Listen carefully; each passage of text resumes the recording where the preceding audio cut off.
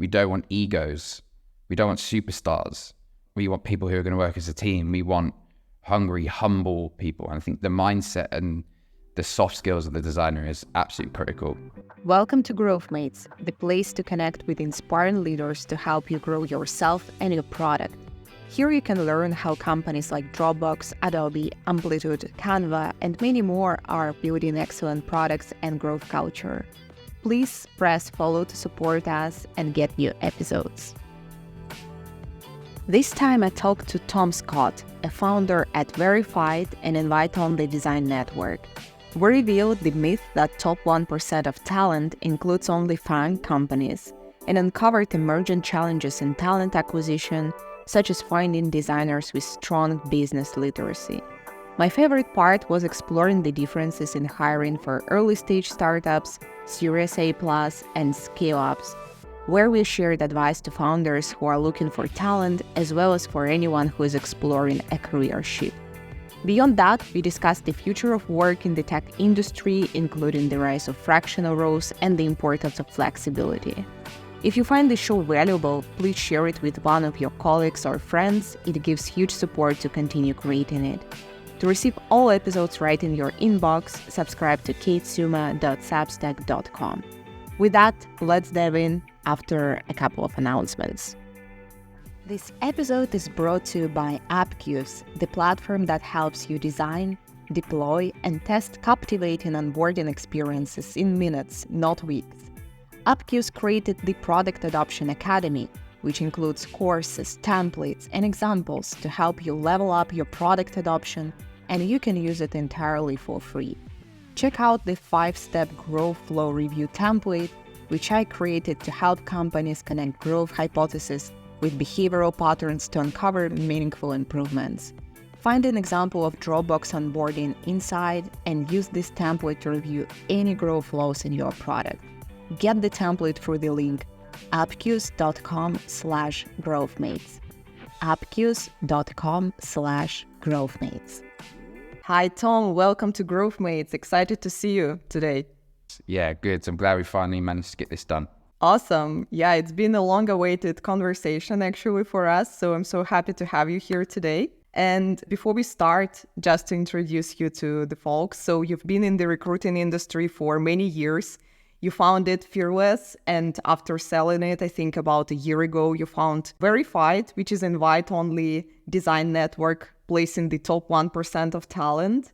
And now you also help, I think, over 70,000 folks in your network with your practical tips and things that you are sharing to help them progress in their career.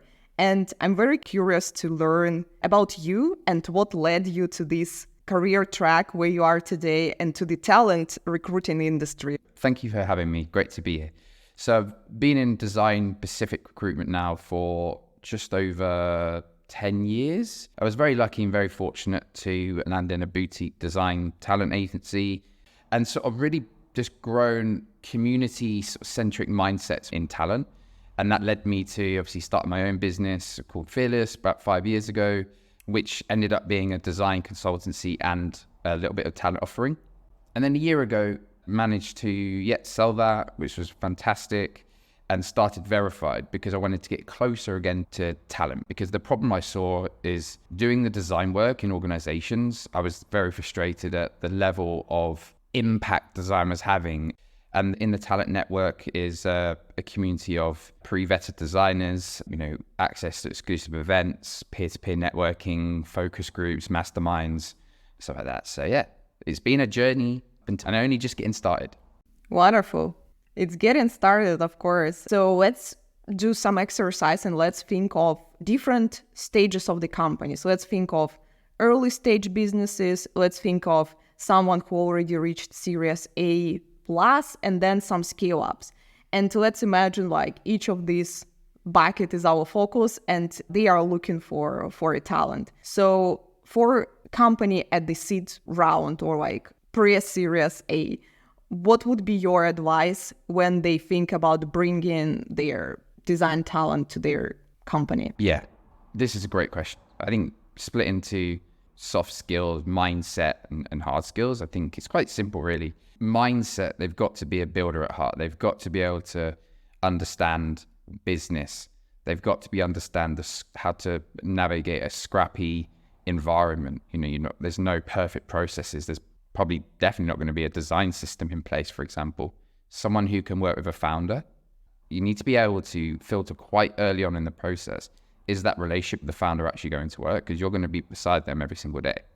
I think someone who is willing to be in person, 3-4 times a week with them is key, because at early stage, I really feel that in-person interaction is absolutely key. From the hard skills, some deep generalist is key, I think, because you need to have UX skills, visual design, maybe a bit of brand, because you're going to be doing a bit of everything.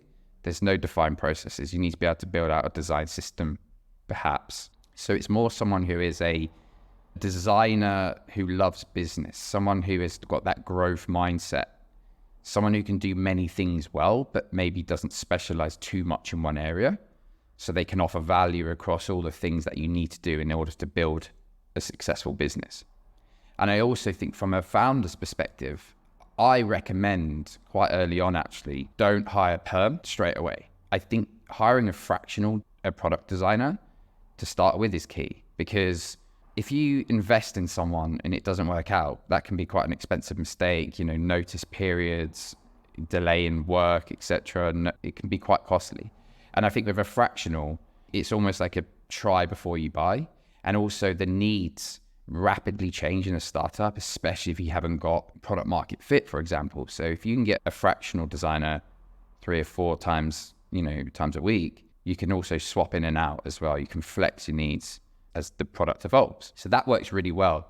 I think you have a lot of fractional founding designers that love just working with founders. Absolutely. And I think if we are talking about this very small early stage startup environment, the founding designer, I think, should be very senior person, and maybe fractional senior is better than full-time junior. That would be my probably advice and decision making. The mistake that I've seen, that these companies, they are very conscious about where they spend their money, of course, and sometimes they attract junior designers, and after 2 years it becomes a big risk for the company, because these people don't have support even internally to learn from someone else who is more senior, and they are founding designers, they are left alone there. So this is not the strategy I would recommend.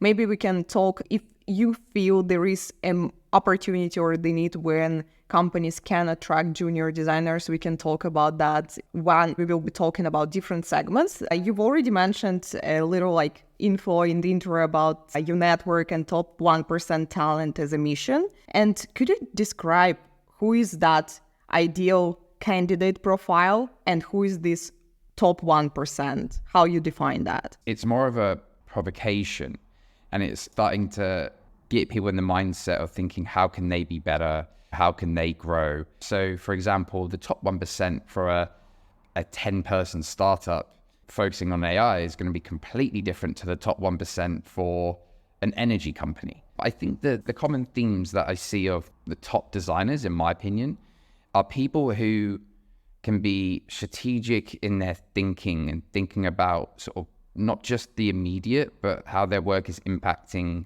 the future of the organization, the future of the projects. People who can be assertive in how their work impacts the business ultimately, and help integrate design more effectively in organizations, and working with product and engineering in a way that gets stuff done and not working in silos.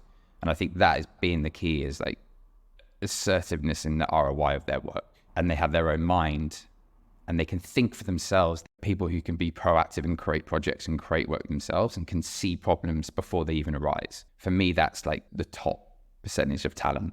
Just to summarize that, what really resonated with me is that top 1% of talent is different for different types of companies, and we shouldn't create this concept or misunderstanding that these are only people from these FAANG companies. I had my personal experience when sometimes I made a decision to hire someone, let's say, with more agency and consulting background to Mira, even to company like Mira, over people from FAANG companies, because the needs were to move faster, to be more creative, experimental, and sometimes the culture or the ways of working in FAANG companies just different from that. And sometimes people who are used to that approach are not that successful in smaller startup companies. So we need to operate through different criteria for different markets. Definitely seeing a shift more towards product design with a lens of visual design and craft, which I think is going to be an interesting inflection point, because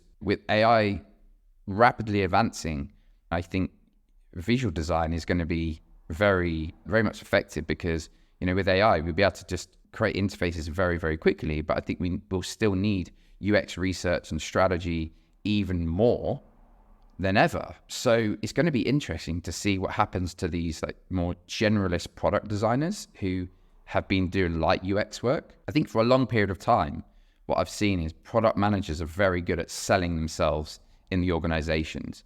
It's very clear what PMs do. Whereas design, every stakeholder will have a different opinion on what design does. And often people think design of the arts and visual and, arty type design.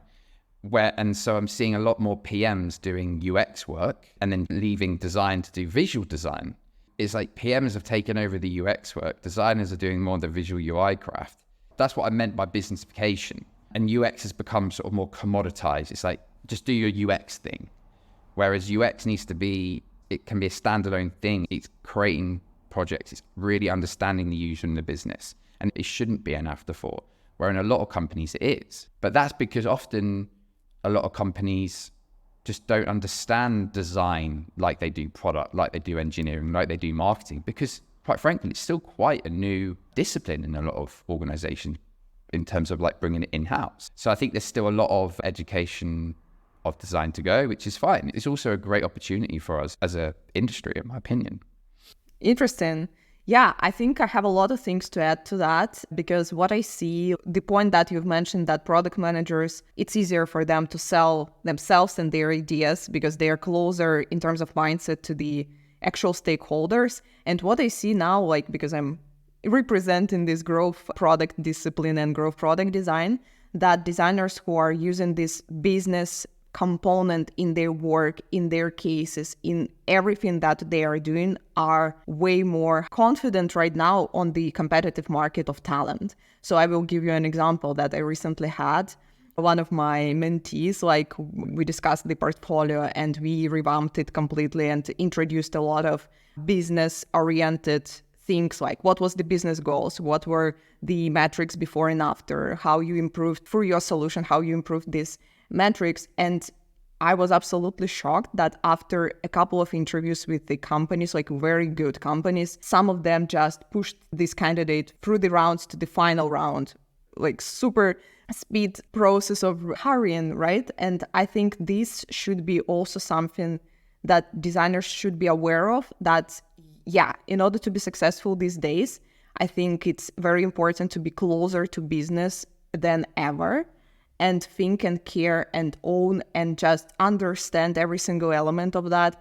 What is your business model, how your business operates, how we will measure the success through data. And this is why another interesting trend that I wanted to discuss with you these days is this path towards design-led founders who are even building the companies. Let's say some people, they were designers, but then they started their own business. And I think it would be super interesting to know what are other unobvious career paths that you've seen these days for the more senior and maybe leadership design roles, how the market is evolving, what is available, So what is available there? Yeah, no, I've actually thought about this a lot. I think people who I would say are struggling in the market the most, probably very, very senior folks, because we've seen a lot of design teams sort of, reduced, and a lot of people have been let go at sort of that senior level. I've definitely seen the collective sort of thoughts of people really starting to doubt their professional futures, especially at head of, director, VP level, and sort of think, well, what else can I do?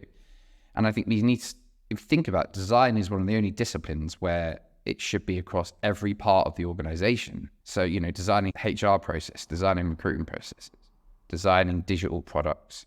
I am seeing a lot of designers moving to other parts of the organization. So products, some people going back to school and learning engineering, some people going into HR, Some people are going into VCs as design partners because they like the business side of things. They can understand business and design and how design can impact startups, seeing people actually create their own business. And then also some people are doing more fractional agency work. And I think this whole thing of we need to get into a 9 to 5 again, I don't see the urge. And I think people are starting to really think, well, how else can I make money? How else can I use my skills? So I think there's many things that you can do. For example, I had a great conversation with Ian Roberts from Airbnb, who is ex-IDEO. He's from a design background, and now he's the VP of People and Culture at Airbnb. You know, designing processes there, so using his design skills, but in a different role, different job title. So I thought that was interesting. I'm definitely seeing more of this arise in fractional roles, which maybe we can cover. There's a lot of opportunity out there for designers. I really, truly believe that. Interesting. Yeah, so what you've mentioned, like the potential paths are shifting towards the product or engineering. Sometimes I've seen also like it's quite a well-known trend of like creative technologists who are like both UX specialists and engineering, like very focused on engineering craft skills. And I think overall, the builders are builders, right? So if you can design, you can sometimes just build the thing. And this is the most interesting combination I've seen when people just go and build their own product and create a company from scratch. And, you know, I can also give a couple of examples of people who joined the podcast as well. So like Phil Vanderbroek, who was at Dropbox, head of growth product design. Now he's a co-founder of Dopt. Then recently had David Hong. I think we will publish it a little bit later, but he was the head of design at Webflow, and then he transitioned to VP of design and marketing, which is a very interesting combination in the company that he's currently working on. So I would say, and both these people, I talked to them like more than 1 hour conversations, they are very business oriented. You cannot be like a business owner or create something on your own without this understanding. With just pure design skills, it's very impossible. So this is why I think it's for people who are interested in these trajectories, let's say finding another path, combining it with another very business oriented role, or even doing it in the growth field, which is like very business focused.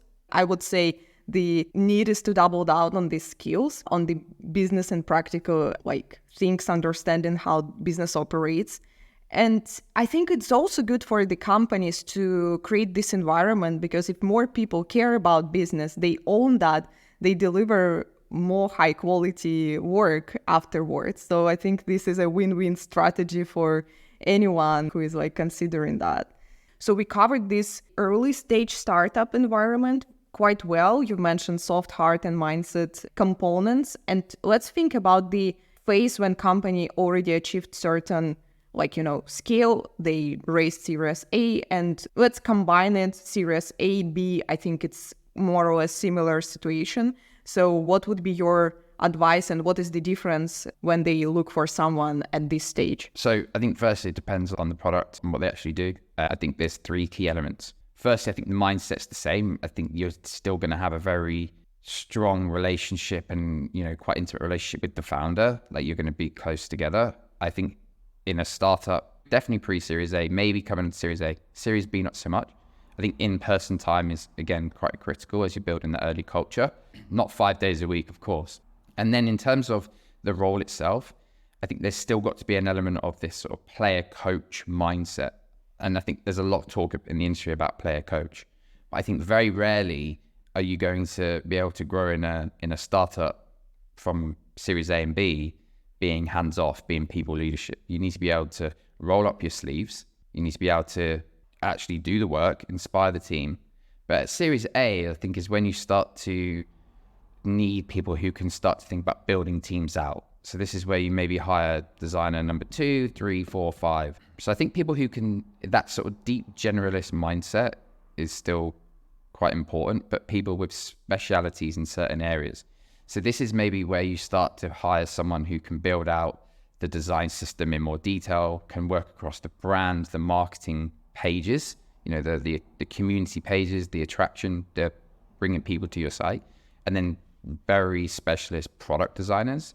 And I think the product designers that do very well in Series A and B, people who can do UX to a high degree, but also very strong visual designers who can work across complex UI interactions, can use data, can work with AI, can offer value again across the whole end-to-end sort of design process. And someone who is also thinking about the product development, can work with product, can build out ways of working with engineering, marketing, other business units, and is growth mindset, business mindset. And I think the key thing is to think about when hiring at Series A is what is the vision for Series B, C, D, E, F? Are you confident that this person will be as relevant and as good in your organization at Series D as they are at Series A or B? Because I think there's certain designers that are very good in small teams, but when they start to get into sort of 20, 30, 40 people teams, how will they evolve? And having that conversation up front with them is really important, and figuring out, are they going to be happy, 1 or 2 years down the line? Because then you have a retention problem and stuff like that. So it's more about the mindset of the designers. Oh, yeah. It's more about the mindset of the designer, I think. I think exactly. I think that resonates so much with me because I think that was my experience. I joined Mira at seed round right before the Series A, and I was there till Series C plus. So it was 6 years, and I covered all these chapters. And I think when I joined, I wasn't like the most senior designer there. Of course, I was growing and I learned a lot. But I think uncovering people with the growth potential is very important at this phase of like transitioning to Series A, who will stay loyal to your product, to your company for a long time, who will grow into managers one day, who will build their own teams one day. And then after that, I think you can start thinking about more filling specific business needs, looking for designers with very, very specific expertise and experience. But before that, the most important criteria would be to kind of somehow uncover this dedication, this commitment of this person, relevant mindset, just enough skills that they can uplift while they will be working in the company. And then the magic will happen, and then this person can grow, can evolve, can bring more senior people because they just very passionate about making this company successful. 100%. And I think hire for potential, hire for the person, don't hire for the job title or the company they've just come from. We don't want egos. We don't want superstars. We want people who are going to work as a team. We want hungry, humble people. And I think the mindset and the soft skills of the designer is absolutely critical. The best talent I've hired for startups is definitely people who have come from smaller companies, unheard of companies, not your Googles, your Amazons, etc. Although there'd be great people there, but it's about the mindset. It's not just about the company they've worked for. Oh, I love it. So yeah, the people who are the best designers, there is that theme on the market overall, like the best specialists, we don't know them. They are not telling anything. They are not posting on LinkedIn, Maybe someday they will, but not today. And they are very busy and it's very difficult to find them. So let's imagine companies who already achieved certain level of scale, Series C plus, D, E, etc., or even like enormous enterprises. What is happening there? So what is changing there when it comes to looking for your next design talent? I think this is where you're starting to operationalize design a little bit more. So I think this is where, if you're at Series D and E, just from my experience, I think this is where you start to hire people leaders. This is where you start to hire people who can unblock things for the design team. So I think all the mindset stuff is still the same. I think maybe you're hiring people who have worked on larger teams, can deal with more bureaucracy, more politics. So I think it's not hide the fact that the larger organizations there's more agendas, there's, blockers for the design team. So I think it's really important to hire people who have joined companies at similar stage before and seen the growth and can bring that experience and sort of take it where it is currently and carry on that great work and understand how to scale out design systems or certain processes that are already in place and bring in other great talent that can then unblock and manage the teams. I also think to hire talent that is not necessarily from your larger, well-known companies. I want to be a little bit controversial here and say I think design tasks are actually a benefit to startups, because I think that sometimes weeds out the people who really want it and are really hungry. So yeah, that's a bit of a tangent on hiring process. Maybe we can cover that. But in short, I think scale-ups is similar type of people, but people who have worked in larger teams before, who can take things from where they are now and keep elevating it. People who can start to think about operationalizing design, maybe more hands-off leaders to unblock things, and people who have dealt with, used to dealing with executives and can start to embed design more around not necessarily the what and the how of the product, but start to think about the why, embedding design across the organization more. Because at Series D and E and F, that's where you're starting to get into your 1,000, 2,000, 3,000 people companies. So they're big companies now. Absolutely. And I think the most difficult point is this transition from a startup to the scale up, which I observed, to be honest. And the concept sometimes might be that, let's say we are in Series B environment or Series C, and we need to attract someone with experience of a scale up from Google, 6 years, 10 years at Google, let's say. So they will be successful here today and they will make the company successful after 2 years. But sometimes I've seen that is happening with the right mindset, if it's possible to find these people with the right mindset. But I've seen so many times when it didn't happen like that. When people joined from these scaled environments, let's say other companies who I'm aware of, and they were not happy there. They were not happy at the scale. They saw lack of processes established, this is a chaos. I cannot work here. I'm not happy. My impact is very low and things like that. And I think it's very, very tricky point, because this type of hiring mistake can cost you several years of unhappy team, of unhappy person in a team. And I think I don't have a suggestion or 1, 2, 3, 4, 5 guidance to follow here.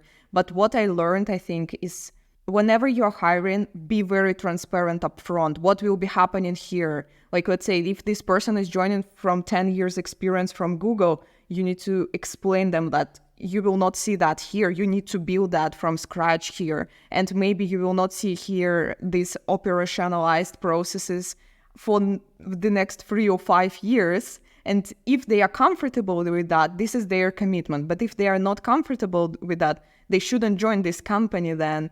And probably vice versa, if I wasn't at company like Google, but I can imagine that it's very important to attract people who have been on this scale and manage this level of complexity. And I would say even politics, right? So because the company at that scale becomes quite political, and you need to navigate through these things, or they shouldn't disturb you. You should be I'm fine. I don't pay attention to that. I'm just doing my work. Yeah, absolutely. And I think people at scale up, when you're hiring as well, more executive or head of level, you're looking for business leaders that have design backgrounds. Sometimes you're not just looking for designers who can play a bit of business. You're really looking for business leaders who understand design management and how design operates and integrates into the wider business, but is a business executive.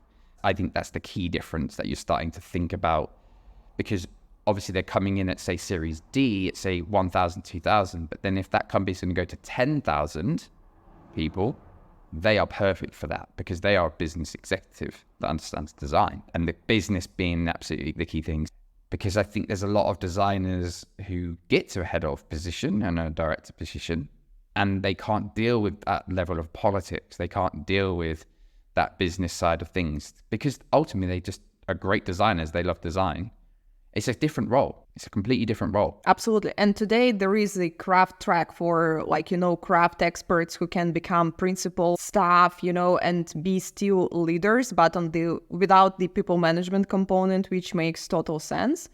And just to summarize our discussion about pre-Series A, Series A plus, and scale ups, I think it's clear that this top 1% talent is different for different stages. But also what is clear, that if you're really looking for top 1%, I don't know, just to build something 0 to 1 and just to win the market, probably your top 1% is someone who have been on all of these stages before, who had experience of working in a small company, doing it 0 to 1, then working in a bit scaled environment, Series A plus, and like growth and just achieving growth there. Then joined the scale up and was successful there. And now they are mature enough to create their own business, let's say, or be your co-founder. So it feels like that. What is your take on it?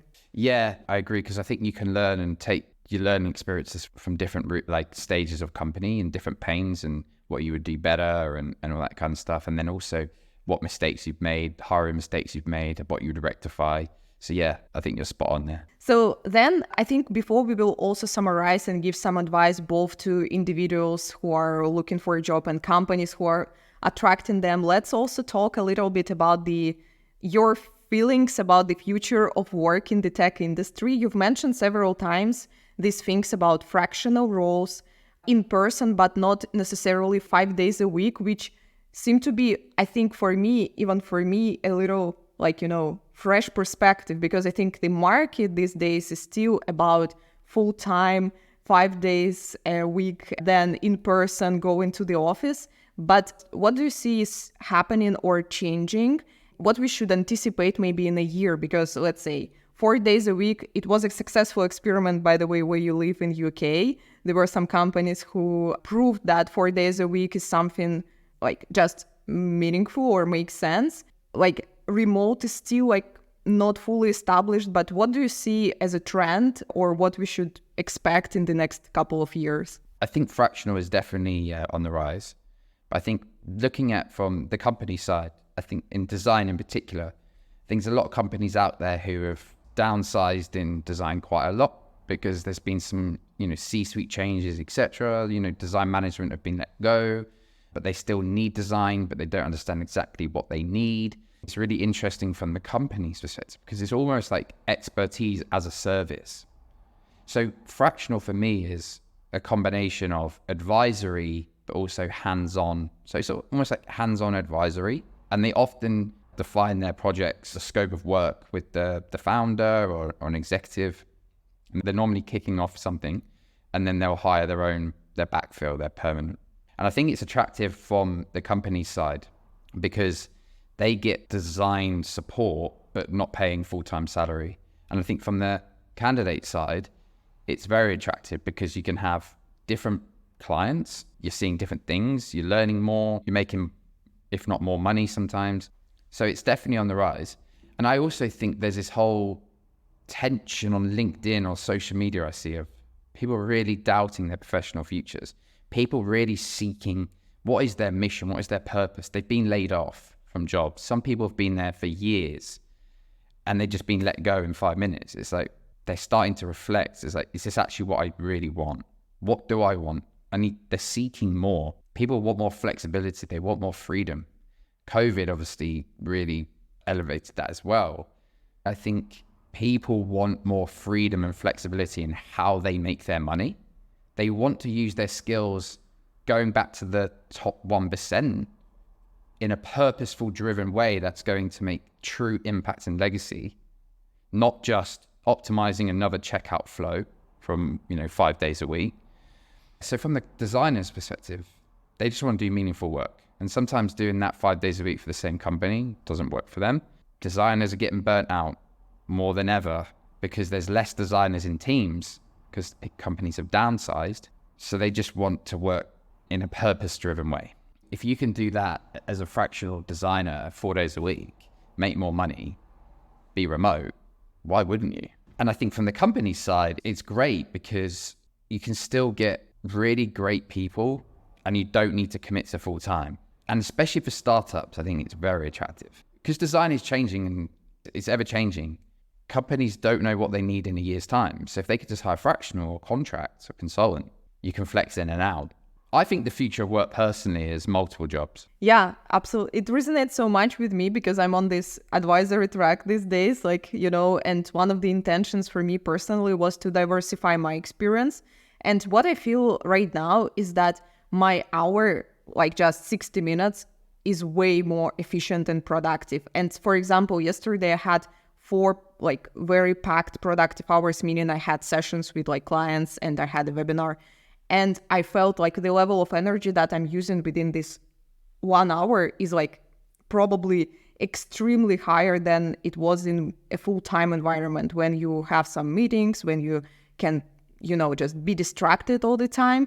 And I think overall, my experience from the other side as a hiring manager, I once hired a person who was working only as a contractor before working at Miro, like only as a contractor. And he was one of the most talented designers, fastest, just getting to the result super fast. And this is the nature of these contractors. Like before we call them contractors, now it's more like advisors, fractional, freelance, blah, blah, blah. So all of this is like about the skill to make things done faster and with a high quality, by the way.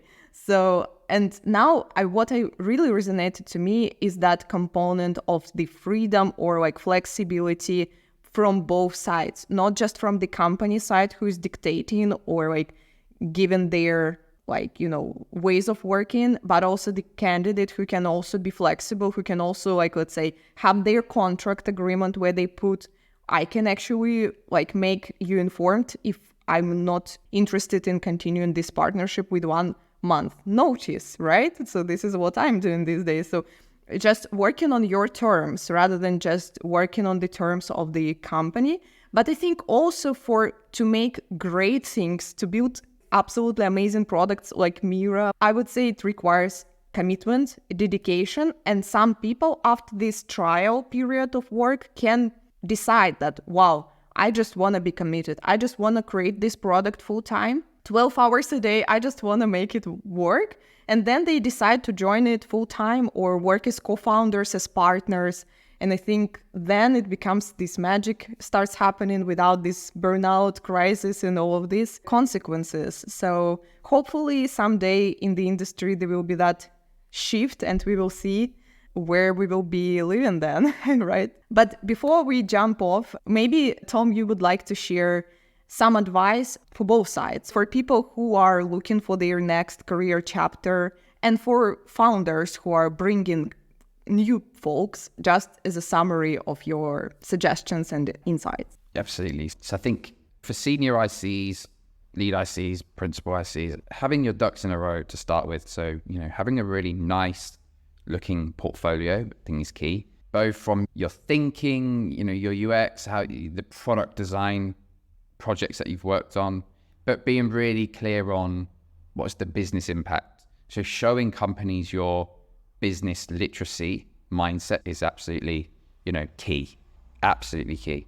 Being willing to show your skills in a small design task in an interview and being humble, no ego in that process, and really show what you're made of. Because let's not beat around the bush here. There's a lot of competition.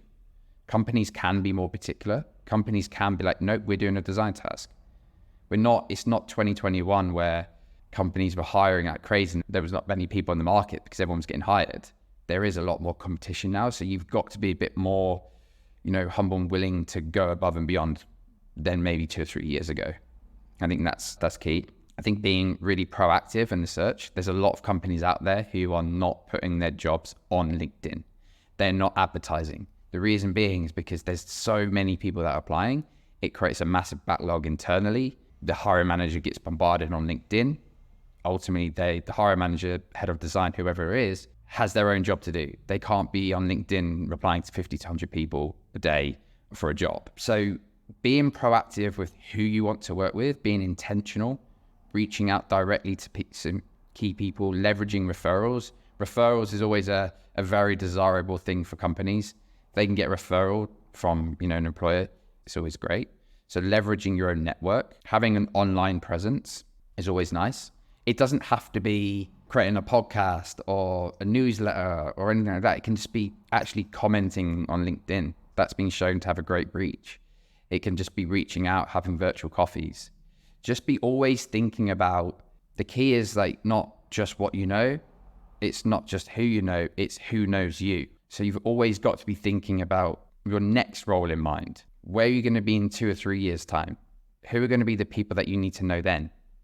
Get to know them now. Build relationships. We are ultimately in a relationship and trust business. We got to build relationships always. The best time to be looking for a job is when you're in a job. And the best jobs are the ones that you get approached for, because then you have more leverage on your salary negotiations when you can start, So always be thinking about who knows you. That's the key. Yes. And then from the founder side, so that's the ICs, design leadership. I think there's this whole collective angst at the moment. It's like, what is the future of design leadership? For me, the candidates that are struggling the most are like the head of UX, the very specific design disciplines, head of service design, head of UX, head of UI, whatever it is. And I think people who can use their broad design skill set and going to a chief experience officer or chief product officer, chief design officer, or head of design, that's what companies are looking for, in my opinion, who have got broad design skills and then can build and lead various different design disciplines.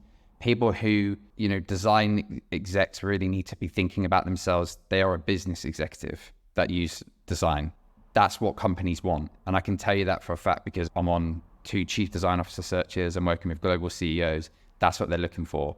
They're not looking for a designer who's playing business. They're looking for a business executive who understands how to utilize and embed design into the organization that's ultimately going to affect user satisfaction, etc. And these are companies, these are FTSE companies that I'm working with. And so I'm just giving you my insights of very senior people and how they view design. They don't view design as some fancy, they're over there. They want business executives that do design. Wow, this is very interesting.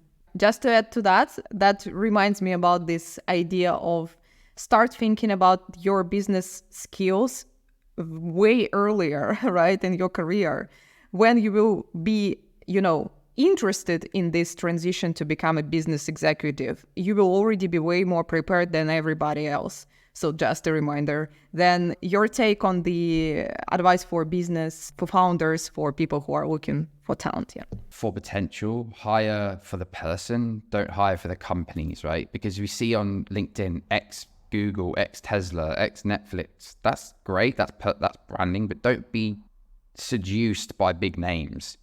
Really have a detailed interview process. Look at soft skills, look at personality, look how is that designer going to be the same value to you in 1, 2, 3, 4 years time? How can we mitigate the risks? Try before you buy kind of mindsets. But yeah, my biggest advice would be look beyond the names.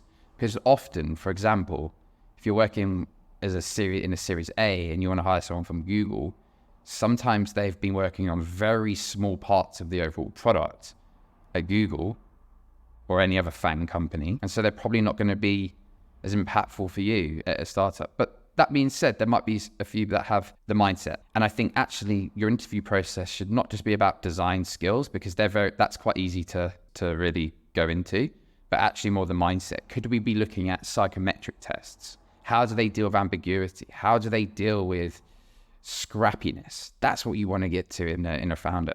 Also, if you're not a designer and you don't know how to decipher what good design looks like, my advice would be use a design leader 1 to 2 days a week to run your interview process at like stage 2. And they can give you a detailed report back on where they think they are in design. I've seen that a lot, and I've put some people in touch. Not only does design leader, get a day rate and some money, but you are actually going to be identifying the right design talent, and you've had someone vet them thoroughly and can tell you what good looks like. Absolutely. I think it's very smart. And I've also noticed that for me, after doing so many interviews, like hundreds of them and looking through thousands of portfolios, I can have like 30 minutes conversation with the person and just give them a bullet list of like 20 items of the things they need to change over weekends to get to the next round. Oh, that was amazing, Tom. Thank you so much for the last portion of advice. I think we will put it probably further in the episode just to make it more visible. And as a tradition, the lightning round before we say goodbye. So let's just do it very fast, no thinking, hopefully just super fast. What would be your favorite interview question to ask to the candidate, just to maybe validate this mindset thing? Who is your design hero, basically? Who's your or business hero, or business or design hero? Because then from there you can see how deeply they're thinking about their craft and how they've seen it evolve over time. It's interesting. Any helpful resources that you would like to share? Book, links, anything to inspire the community? I think for design leaders, there's a great course from Rachel Coberts, I think that's her name, and Doug Powell, Scaling Design Leadership. They do a fantastic design leadership course. That's for like head of design and above. For people who want to gain more business literacy, I would say D.MBA is great for business literacy for designers. And then anything that Kate's doing for growth design, you should also sign up. Oh, thank you so much. Yeah, there is going to be a course, but everybody probably is already aware of that. I will not do extra promotion here. All right. And if you have any recommendations of people who you would like to see one day on our show, any names that just pop up in your mind? Yeah, I would say Vanessa Cho at Google Ventures, design partner. She's fantastic. Very, very knowledgeable in the startup space. Just overall great human. I would love to see, obviously, people like Brian Chesky, the linear guy, forgot his name, Kari, is it? Kari? I think he's from Finland. Like, he was also the found designer at Coinbase. People like that, I think would be really cool. And also anyone that you uncover that is not a well-known designer, but just got a great story and just a great designer, that would be cool as well. Because I think we need to give more. Have so many of them. It's not always about big names, right? Just to make them visible. Yeah, exactly. Yeah, so thank you very much, Tom, for your time today. That was very useful, insightful. I think it will help both people who are looking for the job and also founders who are building their team. Thanks for sharing this today with us. And yeah, let's stay in touch. Pleasure. Have a good day. Yeah, awesome. Thank you. Cheers. See ya. Thank you for listening. If you found it valuable, you can support Growth Mates by sharing this episode with your friends and colleagues. Subscribe to our show on your favorite platforms and get all episodes to your inbox by subscribing to katesuma.substack.com. Let's keep growing together.